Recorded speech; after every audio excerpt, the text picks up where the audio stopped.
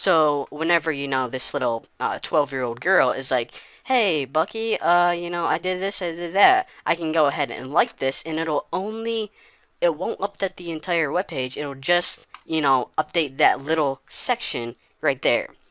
So another thing that it does is I'll show you guys some other examples later, but that's basically what Ajax is. It allows you to communicate with your server while the user is still on the web page without interrupting their experience. And another couple cool examples is, say you wanted to, go to Google and look for a web page.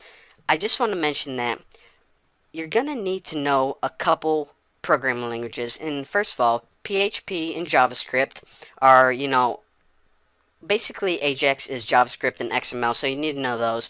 But I'm also going to be making websites as examples, so you need HTML, and I'm also going to be using PHP.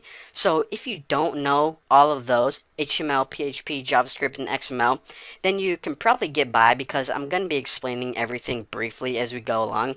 So don't worry, but if you what I would recommend doing anyways is actually going in. If you don't know one of those, then just go ahead and go to my website, watch the videos, and you'll be good to go.